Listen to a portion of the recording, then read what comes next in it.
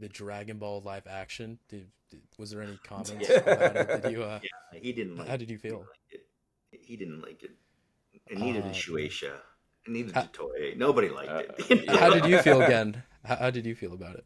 Well, we hated it as well. Do you have Mount Rushmore of anime titles? Yeah, from a Funimation perspective, obviously Dragon Ball, but and Yu Yu Hakusho did pretty well. But really, the real biggest hits were came Full Metal Alchemist, then came Attack on Titan, then came My Hero Academia. Again, what is your thoughts on the streaming war between Sony and Netflix? I mean, Netflix doesn't launch anywhere near as number of shows that Crunchy or Sony does. Crunchyroll does. So we're a shop that has the volume. Which to get people to pay $8 or whatever a month, it's that volume is pretty important. Good morning, welcome. Super excited to have a very special guest with us. We have one of the founding fathers of anime with us, Gen Fukunaga, my old CEO back in the day when I first got started in the industry. Uh, Very excited to have you on board. Thanks for joining us. How are you doing this morning, sir? Good, good. Yeah, glad to be on this show. So Awesome. How long Yeah. did you two work together? I was there from 2015 and then you retired. I mean, we both left, I think, like 2019, right? yeah, I retired in late 2019. Man, That's and right. how have you been since then? Like, what you been up to?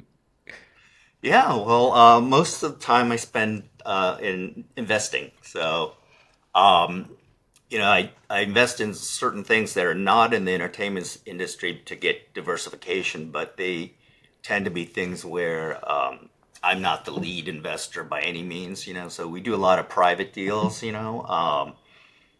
We feel there's more inefficiency in the marketplace on private individual deals, and so we hunt those down, or a lot of my friends bring these deals to me, and we do what we'd call a club deal, where Hmm.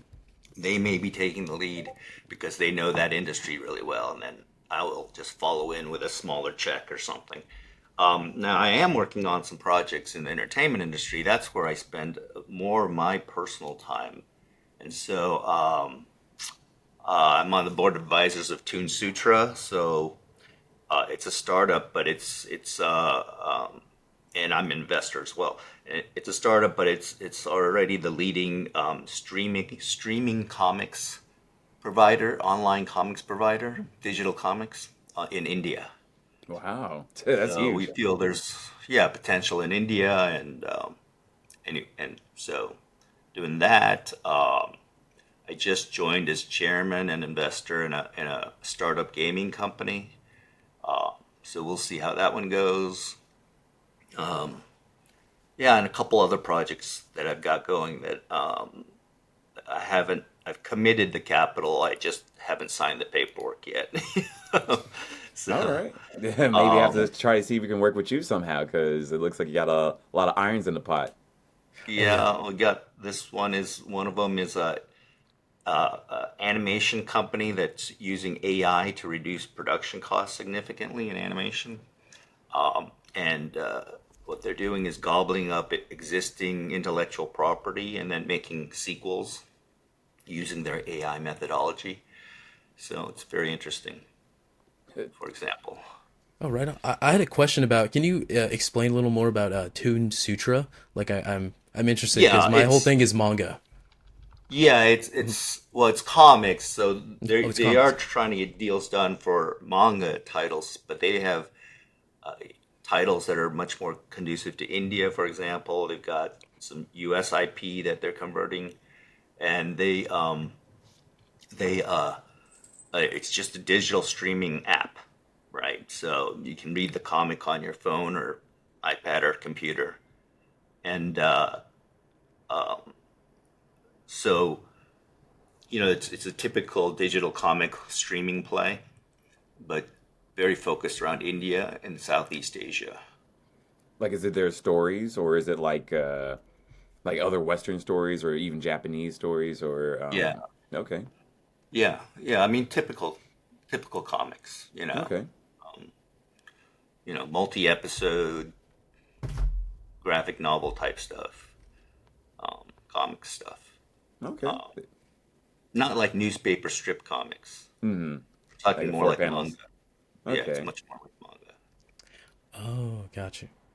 That's pretty Yeah, cool. that's Yeah, like do you know how many titles that has right now, or like also Oh, at least like what the 1,000. Indian base is like chomping at the bit for also? Yeah, so they do have like over 1,000 titles already.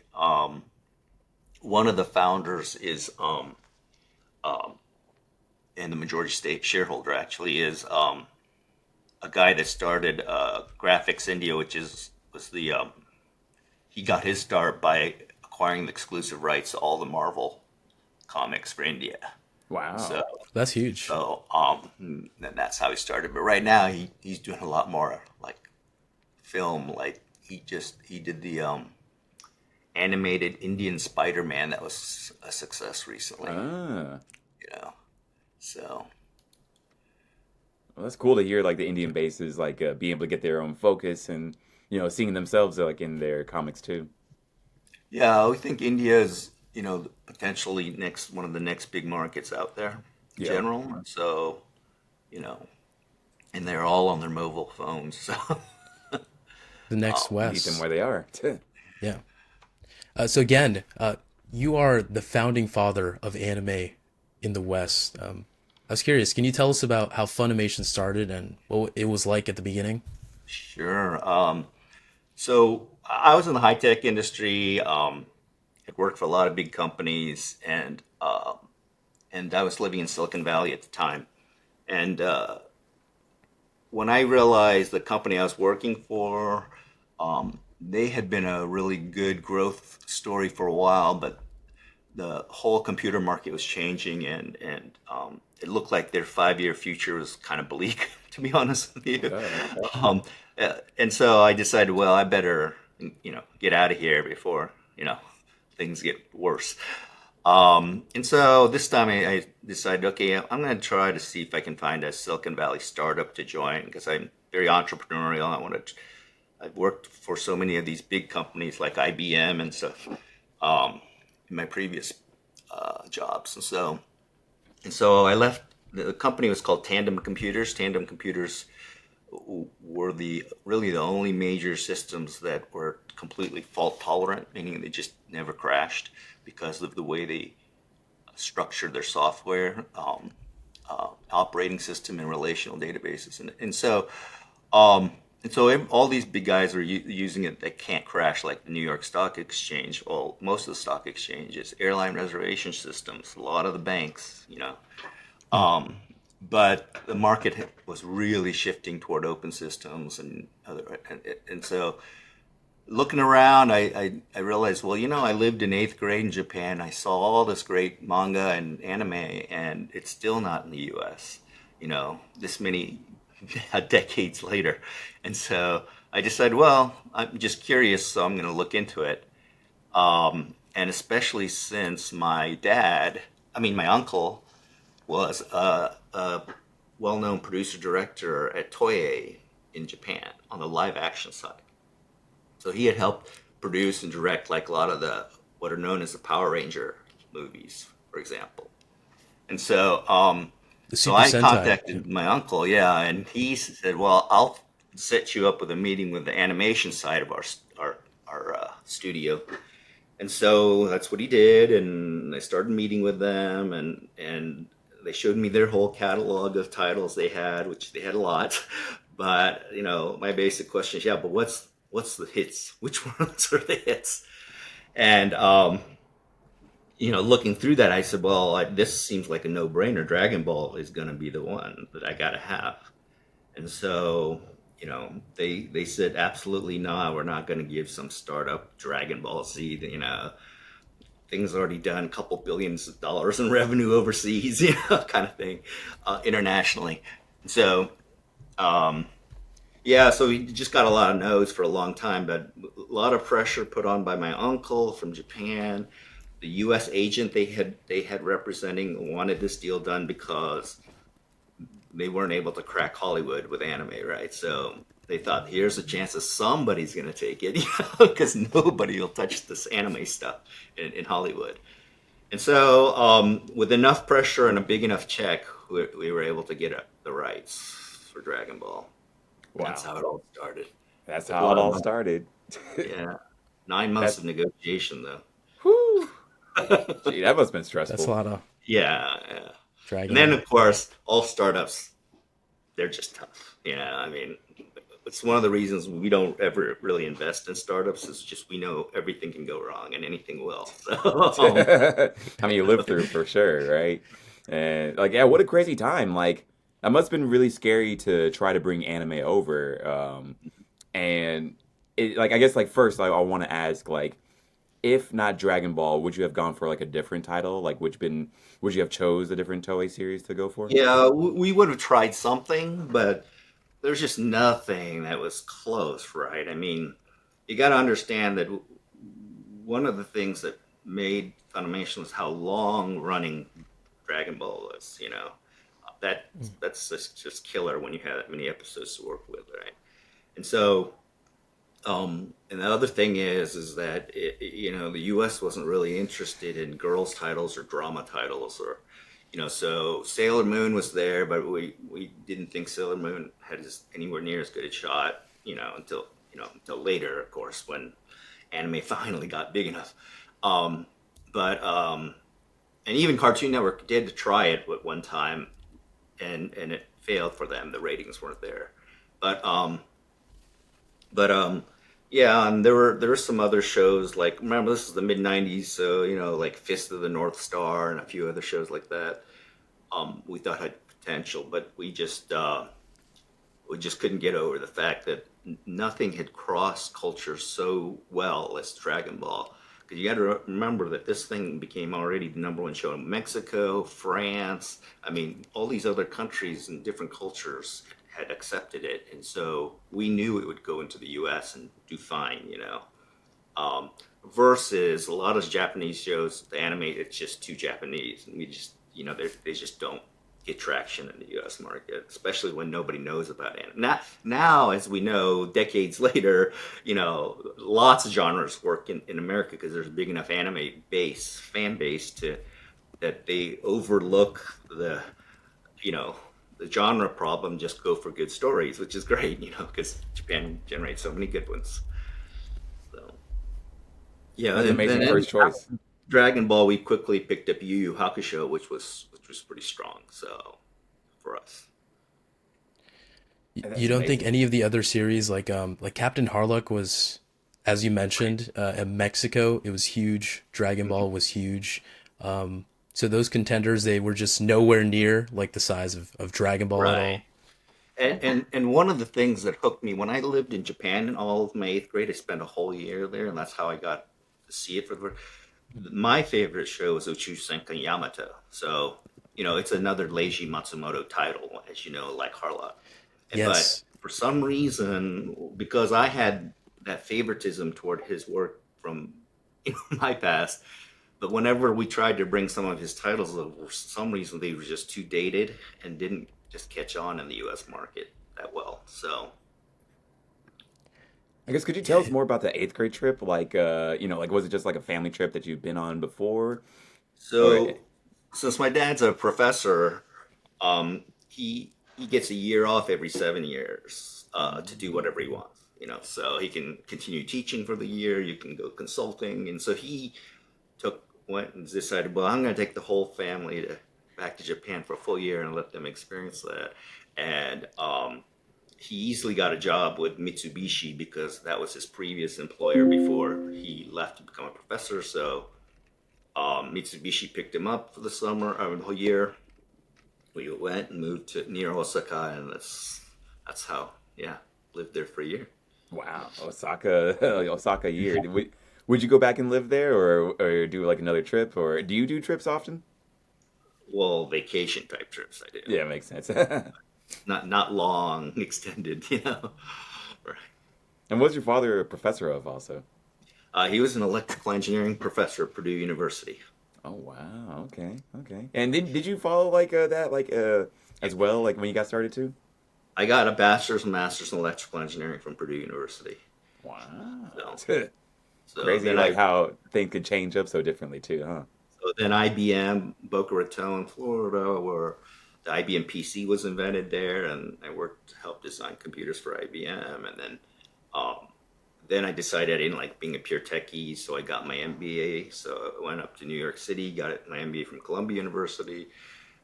Then after Columbia, I went into strategic management consulting with Accenture, and then to Tandem Computers in Silicon Valley. So that's where I was before I started Funimation. Wow. That's pretty storied. Do you do anything computer wise, like maybe on the side or like as a hobby at all? Not really, because that stuff moves so fast.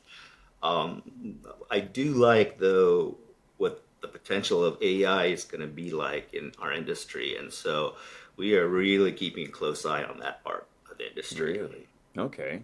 Yeah, you mentioned earlier like how it might be able to save costs and I guess like what potentials do you see with AI right now?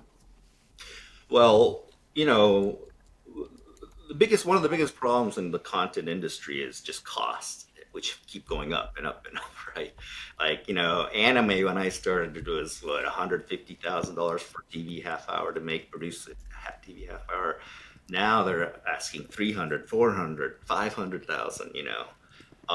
And so if you can drive those costs down significantly using AI, it's a big deal, and that's going to be the same in live action actually as well.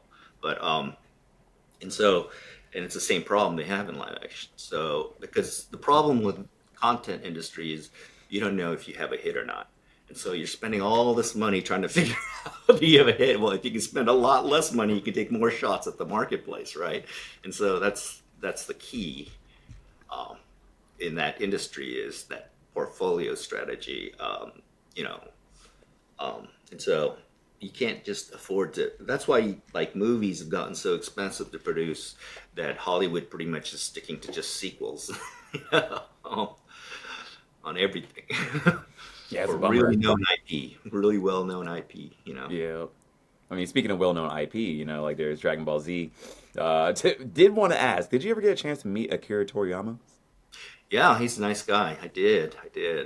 Yeah, Wow. he's a very nice guy, easy to get along with. Yeah. That's amazing. Yeah, like was it like early on like with the Funimation Yeah. career or was it like later on like after like when the Early on. movies got started? No, it was earlier on. It's pretty Early cool. on. Yeah. Oh, did he ever get to see the Dragon Ball live action? Was there any comments Yeah. about it? Yeah. He didn't How like did you he didn't feel? like it. He didn't like it. And neither did Man. Shueisha. And neither How, did Toei. Nobody liked it. how did you feel Yeah. again? How did you feel about it? Well, we hated it as well. But so we came up with the idea of trying to make it. And then so then the Japanese told us, okay, if you can cobble together a deal structure, we'll help do this project with you. Well, so then we started approaching a couple studios out there, and Fox really liked the idea. But then they decided, well, why do we need Funimation in this? We're Fox. We're just going to cut them out of the deal. So they went behind us and got the deals directly and cut us out of the whole deal. And so we didn't have any involvement in that live action. And we kept saying, well, nobody else knows the fans like we do, and you oughta let us help you in some way. But they had no intention of talking to us, believe me. Um, and then Akira Toriyama himself was so interested. He said, "I'll help script this movie for you." And they said, "Well, we don't need you either." So that's what happened. Wow. It's If really you had like the budget for it, let's say at the time they were like, again, we'll give you $500 million. Like, can you make this work? Yeah, so I just am not confident that Dragon Ball will translate to live action well, though. You know what I mean? That's it just That's I can't decide if it's one of those type of titles. I mean, because some of the Marvel ones, you can see how they would translate. If mhm. you had enough budget to make the effects correct. But Dragon Ball's tough, because of the way the characters look and everything. Yeah, I would think with Yeah, AI maybe since we're progressing that yeah, would possibly help it, but yeah. With it does live seem that action, way. though, it's yeah, it's tricky. Is there a live action that you maybe would like to have tried when you were CEO? Uh, well, I mean, I thought some of the things like some of the giant robot shows would work really well in live action. Which, of course, somebody did that. Pacific Rim basically was basically what that was all about. Yeah. Hey, Um, yep, yep, yep. That um, actually sat well. because I thought shows like Yu Yu Hakusho were a little too um, not. I'd say they're a little too Japanese because his school life. This is Japanese school life that he lives in, right? Even though it's Yeah. action adventure, but it wasn't like what I'd call a pure fantasy sci-fi play. And so, since they're going to a regular Japanese high school, it would be kind of tough to translate into a mass market Western live act. So there'd be, I'd say that anything that fell under true sci-fi and stuff like that would be that, or fantasy. I could see some of the hits, you know, Gotcha. Like a truly like separate world, not like not different type. Japanese. Yeah, Yeah, right. that Not makes a Japanese. lot of sense. That makes a lot of sense. Well, I did also want to ask, like, like, there are some things I do want to ask about, like, your time during there. One, what would you say your biggest achievement was, like, during your tenure? Well, obviously picking up Dragon Ball is instrumental in everything. And the next thing that was so instrumental was getting Cartoon Network to pick it up and run it. That made it, at that time, if you were on one of those major networks, that's all it took to, if you had a good show, that's what it took, right? So that was absolutely instrumental. And then the third big thing decision we made was we tried to decide to bring home video in house. So we started our own home video label where we sold to Walmart and Best Buy and all that.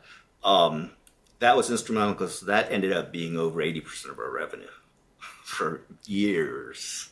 We were selling VHS and then DVD and then Blu-ray, so that was a big decision. But then also being able to sell it once and then buy it back for cheap and then sell it a second time was to Sony Pictures was obviously that was huge, right?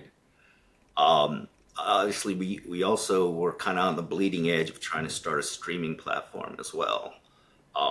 And that is now most of Funimation's Crunchyroll's revenue now.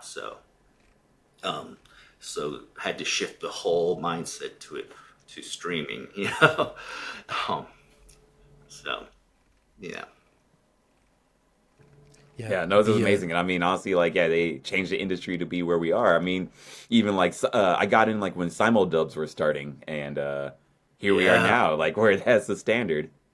it's a standard, yeah, and it needs to be simultaneous. And yes, that whole initiative trying to make simuldubs was a big deal, and it was so tough because the Japanese were so afraid that somehow if they delivered the materials early, it would get pirated and be shown before it aired on Japanese TV, which would be an utter disaster for them and all that. So, you know, it yeah, was, yeah, that it A does lot make of sense. changing minds. I'm glad you did that. yeah. Yeah, with that occurring, within your industry, was there ever someone within the anime industry that made you feel like starstruck or left a big impression on you at the time? Not any one particular person, I would say. Obviously I met a lot of very important executives in the industry, but obviously the Toei executives were really important to us. The Shueisha top guys were really important. Um, and we still have several of their top shows, as we know, as you know, Dragon Ball and One Piece. But anyway, and um, but and it was really cool meeting Akira Toriyama. um, Yeah. True that. um, There was no but like yeah, favorite voice actor. well, so you know, um, obviously I know a lot of voice actors. We basically started the whole voice acting industry in Dallas area because there wasn't one really in Dallas, until we got in there. But and so I've worked with so many good people, that I like, and but I am pretty close with Chris Sabat. Chris, obviously has been really a major role in a lot of our shows, as you know. And he's a real good guy. Um, but yeah, I mean, I just a few days ago, I just went and visited Mike McFarlane. Hey, I hope Um, he's doing well. yeah, yeah, I mean, Colleen works at the company and obviously does a lot of good voices too. People, there's a lot of folks out there that help build the company and are great voice actors. Yeah, they're pretty much friends of yours now, right? Like it's like family friends at this time, right? Yeah, yeah. That's pretty cool. And then I guess like now, like like that you've been like away for a while, like how do you think is different from when you started, and then like also where do you think is gonna be going like pretty soon? Mm. Um, well, what's happened now is that once Sony bought Funimation and then Sony Funimation bought Crunchyroll, there's no competition. And so all of a sudden you got a market where you got this one player that's totally dominating market share, right? And so whatever Crunchyroll Funimation does is going to set the market, right, for anime. Um, and so I think what's happening is that for them to grow, when you have that much market share in streaming, for example, in the US, it's hard to just grow by getting more market share because there's not much market share left to grab, right? If you're an anime fan, you want streaming, it's going to be on the Funimation Crunchyroll platform, right? And so what I think is going to happen, and I've talked to Rahul about this a number of times, is I think that now when you have that much market share, you got to grow the underlying base to be a bigger base, right? And so what's happening is that overall North American base is naturally still growing by 5% a year, which is great because there's just more and more people getting into anime, um, which is great. That helps. That helps obviously a lot. But just like with Netflix, when they hit massive percentage of the U.S., they had to go international to get all their growth, and that's what they did, and that's what Funimation Crunchyroll's doing now is trying to establish themselves internationally more and more, where there's a lot more open field there. I think that what's going to happen more and more, and to help increase that underlying fan base, is I think um, they have to do two things. One is they should start taking Western IPs that are famous and trying to create authentic anime titles out of those Western IPs. So, you got to still give it the full authentic anime treatment with all the proper Japanese directors and producers and all that. So it can't be like too Hollywood. It has to be really an anime, a true inspired, re-inspired way of looking at a Western IP through anime's eyes, right? So you still want to hire the Madhouses of the world or whatever, the Wit Studios of the world to make that. You don't want a Hollywood animation studio or anything like that. It's not going to work. But then you use Western IP, which will draw in that fan base hopefully into anime. So, so there's a bunch of, there's so many candidates out there for that, right? So that could be turned into great animes. The second thing I think will happen is, and I know there's been a lot of false starts on this, but just like Marvel did with live action, I think if Hollywood grasps onto the IPs because the stories are good and they make live action adaptations at decent budgets, not cheap budgets, like Marvel did, where they went big. I think that will also move the needle overall attention to anime. So, and since Hollywood is jump on the bandwagon kinds of people, if all you need is one big hit, and everybody will be after those IPs. So, um, yeah. So, yep. I think that's the future. And then Interesting. like I said, AI is going to affect the future significantly. Definitely. Again, what is your thoughts on the streaming war between Sony and Netflix? Like, I believe Netflix is taking about like 60% now in terms of like dominating for anime on its platform. Well, I don't think. I mean, Netflix doesn't launch anywhere near as number of shows that Crunchy or Sony does, Crunchyroll does. So we're a shop that has the volume, which to get people to pay $8 or whatever a month, it's that volume is pretty important because volume also reduces churn, which is one of the biggest issues any streaming platform has, honestly, is that churn of out of customers. But the other thing is that because Crunchyroll Sony does a 360 brand management of the titles. It's the Japanese companies when they know they have the next upcoming hit, like when we were negotiating for My Hero Academia, Netflix was trying to outbid us. They didn't care what they paid, right, to outbid Funimation. They were just going to pay it. But Toho was smart enough to know that, yeah, but we think we have a hit here, and so we can't give it.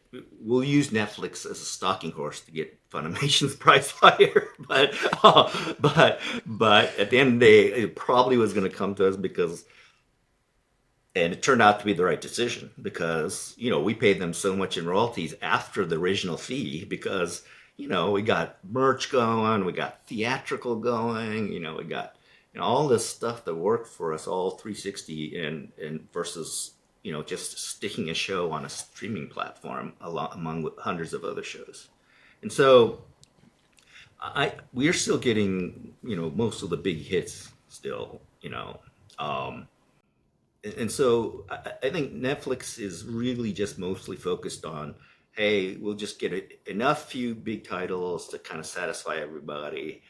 And their whole, of course, corporate strategy is they want everything to be Netflix originals if possible, right? So they want to own all the rights. So they'll do shows like Castlevania and stuff like that instead, and generate new original anime like that. But it's hard for them to own all the rights if it's based on a Shonen Jump magazine, because Japanese aren't going to give away the rights, I mean, um, so. Yeah, it was a bit disappointing back in the day. In 2019, I believe they did like a crazy bit on Evangelion, and I would have preferred to seen it on like Crunchyroll. Right. So that was one of those ones we lost.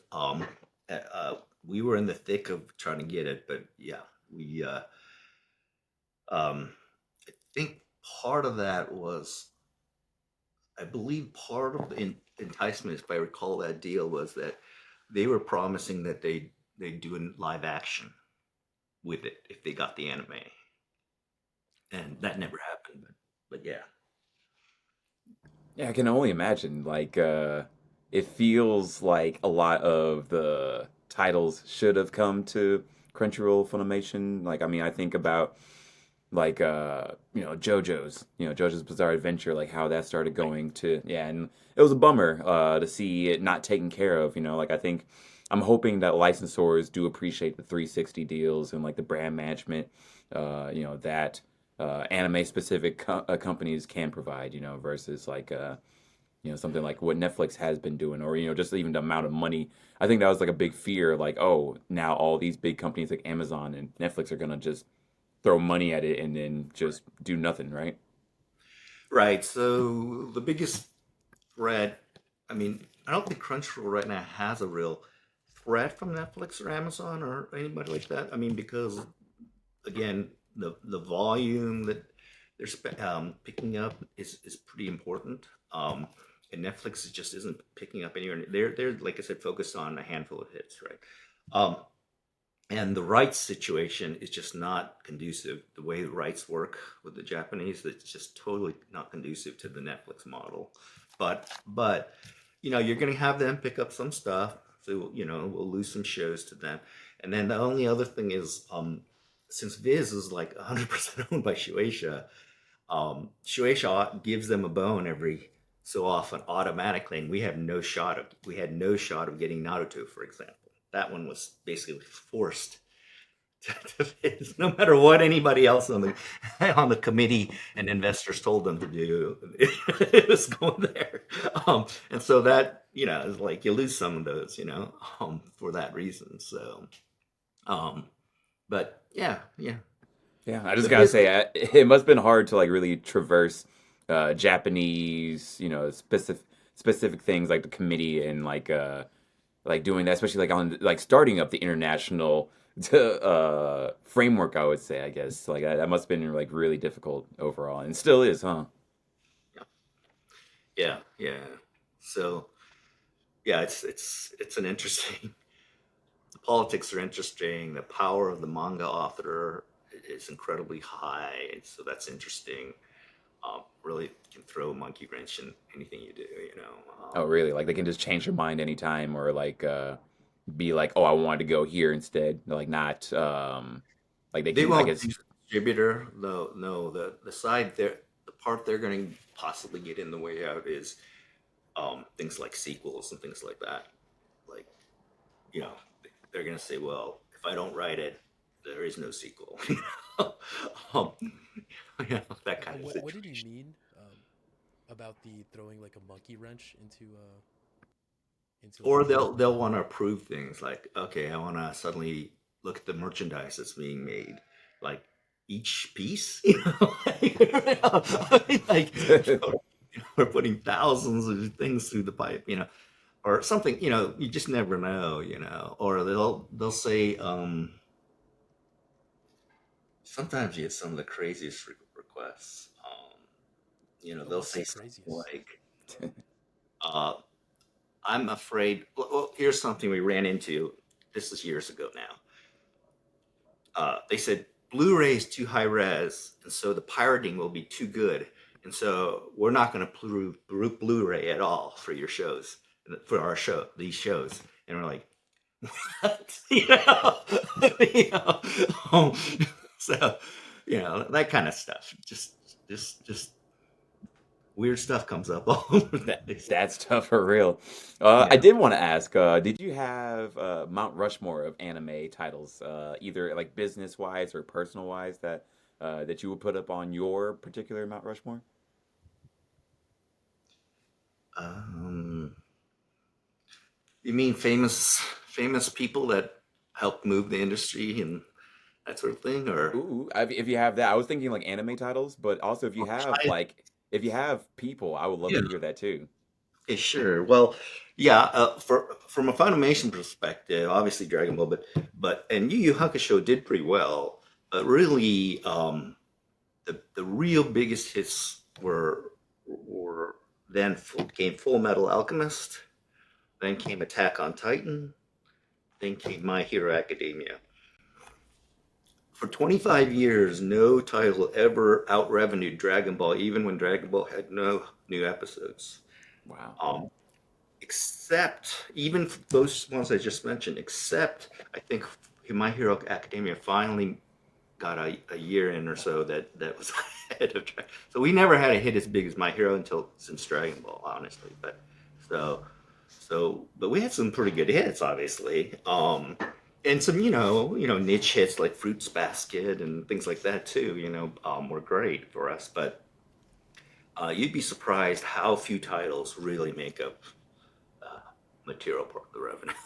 um, and then we had classics too that were really great for us, like Cowboy Bebop. Wow, resurrecting that, relaunching that was a killer, for us. Um, so things like that, yeah. And then I guess like also, do you have Mount Rushmore of uh, industry figures that were important? Well, obviously at the beginning, a couple players would help try to push the whole anime market forward. So you had 80 Vision, of course. You had Viz, and then you had a couple Japanese companies like Bandai Entertainment that were helping to push the initial part of the industry. I think, um, but what really turned anime quickly up into a more of a mass market product, I think there's no question. It was in the late '90s when Dragon Ball Z went on Cartoon Network, and Pokemon came on air, and Yu-Gi-Oh came on air. So that triumph did it. That 1, 2, 3 punch was all there, and that's because, remember, all these shows are just sitting back in Japan. It's not like Japan knows how to make Dragon Ball and Pokemon shows every year, with a new brand. It's just that they were waiting and waiting for the right moment, in a sense, to break the U.S. market. And since they were there, then those that threesome really made a difference in the market. And Sailor Moon didn't hurt either, but those three, you know, Great timing too. Like it's really crazy, like how it all just hit at the right yeah, time. that 1, 2, 3 punch. Yep, Yeah, right time, right place. yep. So during that time, you've seen a lot of dope anime stuff. What's your most coveted piece Yeah. of anime merch, and why is that? Boy, that is just hard to say honestly. I don't. I mean, we've had a lot of cool products made over the years, as you know. Cool sculptures and action figures, cool, this and that. Um, I- it's really hard to. I mean, I've always liked action figures, of course. We struggle a lot though because um, Walmart doesn't buy Walmart and Toys R Us and those guys are the entire action figure market, right? So, Mm. well, three shops and Toys R Us is out now, so it's two shops now, Walmart and Target, and that really drive that market. And they would only buy like six brands deep, and the first five are like Batman, Spider Man, Star Wars. So it's the same brands over and over every year. And so by the time you had the Dragon Ball, it was just hard to get shelf space, for example. But I mean, but I've got some cool this and that stuff. Like when I met Akira Toriyama, he drew me a picture of Goku on this nice canvas, and signed it, gave it to me. So that's a pretty cool piece of merch, I'd say. Um, Another cool piece of merch that I got was um, chairman of Toei Animation, Mr. Morishita. He at a dinner he gave me. They made a Tag Heuer, the watchmaker. Tag Heuer made a special edition One Piece watch, and he gave me one. One. So Wow. that, One of that's one. pretty memorable, right? That's So amazing. Hopefully next time I see you, I gotta be like, how's that watch looking? That's awesome. Yeah, Hey, Godswill. Oh, sorry to interrupt. You were telling me though about the office, how you guys have the coolest merchandise there. oh How yeah, yeah. it's oh like yeah, some of the best one of ones. yeah.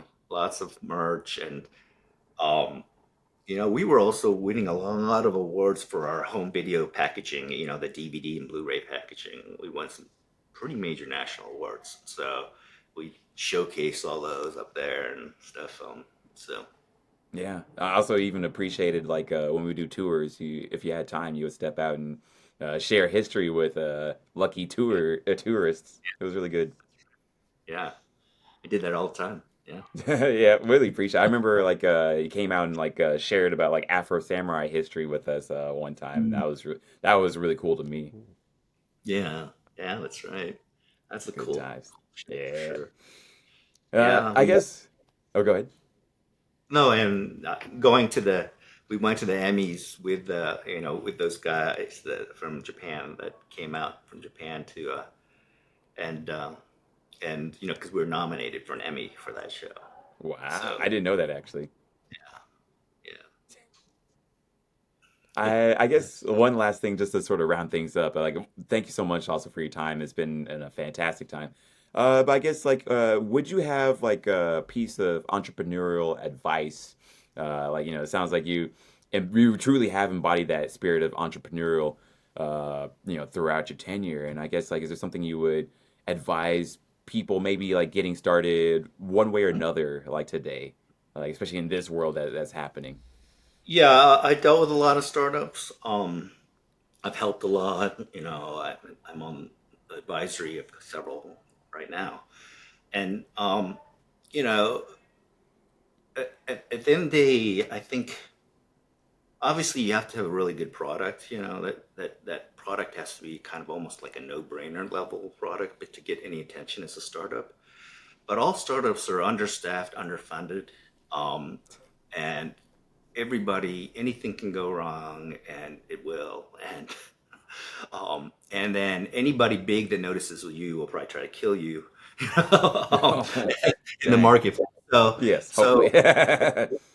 so, it's a lot of people, they think, oh, I got the product. That's the thing that they all talk about. But what you really, really also need to give yourself a decent chance of winning is you need experienced executives that know that particular industry and have a Rolex in that industry. So if you go walking in and you don't have that on your side, you're you're just so far behind the game, you know. So a lot of young startup guys, they're young and they didn't bring in that gray hair guy that has 15 years or 20 years that also knows everybody in the industry and can make that right phone call and can keep you out of all the bad traps and all the nuances of the industry. Um, and so you got to have a team that's got some seasoning to it. That's one.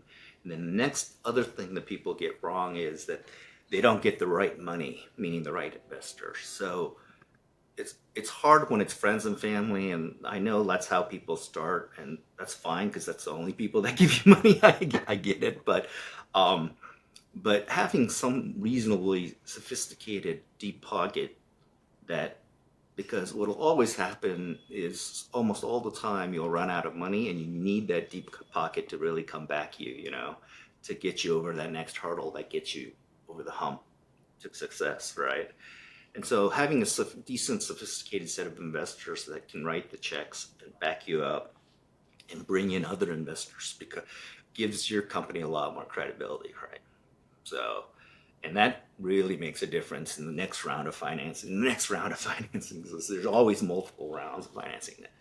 Now, Funimation is fortunate. We only had one single round of financing, with, you know, the Tokunaga family, and we made it work from there. So we never diluted after that, and we never took debt either. And so we were very, very fortunate, but that is not normal at all. Um, so, yeah. So, It was amazing. Yeah, I love that. And now I'm thinking of for myself. I'm just like things I need to do. But truly appreciate your time. It means a lot to, talk to my old CEO, the guy who, got it really started in the West. And, if not for you, I wouldn't be here. And I was about to be a doctor. And then somehow I found myself at Funimation. So, one, yeah. I'm really grateful for you. Two, really grateful for your time here. Uh, yeah, it means a lot to hear all these. And by the way, I got to give a shout out to my daughter has been pestering me for years to start a social media account, and I've always said no, Yes. never, never. um, I'm staying away from social media. It's too dangerous, and all that stuff, you know, for me. Um, but she convinced me that she'll run it and she'll do all the hard work, and I just have to kind of pop on there every so often Hey, and give my I'm story. I'm And she loving did. it. Yeah. Yeah, she did an Instagram. So I'm now on Instagram. Just started, and I'll give little tidbits about the history of Funimation and other things that are kind of interesting about the industry on there. And I saw um, something interesting on there. I followed you. What's your favorite Call of Duty Zombies map? well, the best zombies one is I still think is Black Ops 3. I think it's called Oh, in the bonus yes. features. Yeah, where they have a full blown campaign with, Yeah. with Mm. That zombies. that's the Um, old school but one. yeah, I like in general. I like Call of Duty and Battlefield are two of my favorite first-person shooter You games. still play right now? Yeah, I still play them here and Okay. there. Their engines are very good, you know. So they obviously spent a lot of money on their having such good. And Halo's good too. I like Halo. Okay. So those Oh, three. nice. Yep. Um, That's amazing. Modded Maybe I Zombies is the gotta get best. on. Yes, please I get usually on. don't. I don't play multiplayer because I Okay. just get Probably for on the and best. yeah. So I'm not good enough to play all those guys. Those guys are kind Unemployed versus I'm sure you'll take a mod. like I can't believe it because when I watch them, I'm like, what the? Yeah, they're so good. Um, anyway, so It's I, a pleasure. Thank you so much for your time and these nuggets of wisdom that you shared with us. It means a lot. Thank you. And yeah, be rooting for you, especially as this social media career now starts getting well, going. I'm not making a penny off. I said, you do the work, Maria, and you keep 100% of any money that ever comes out of this whole thing. Hey, I'm not paying a super penny. nice. So it's her thing. I just said I'll do the appearances. Of course, I have to approve everything they post. Of course, I Smart, mean she wise. cannot post Yeah. anything without my approval. But But I'll give you ideas, and I'll show up on the camera. But you do everything else, and you find a way to monetize, and that's fine. You keep 100%. I don't need the money. So, Hey, What was the name of your social media handle? I think she called it G Fukunaga One. Is that what she called it? We'll put Yeah, it I on the think screen. absolutely. on Instagram. Dope, Yeah. dope, dope. So, Cool. um, Yeah, we'll be yeah. sharing that, and then yeah, definitely showing people like where to follow you, and also even I'll be pointing to your Mhm. biography that I got to read like right before you retired too. Oh, yeah. Yeah. I Oh, had an interesting background. There's some things that aren't even in there. So, oh. um, yeah, Well, like, maybe one day we'll have to do a part two and ask what was missing. But hey, thank you so much for your time. Really a Yeah. pleasure to talk to you, and definitely hope to talk to you later on. okay, sounds good. Awesome. And to everyone that Pleasure listened, meeting you. thank you so much. Please like, subscribe, give us 5 stars, tell us what you liked, any questions that you might have in mind. I'd love to hear what you think. As always, y'all, stay dope. Peace. All right, thanks.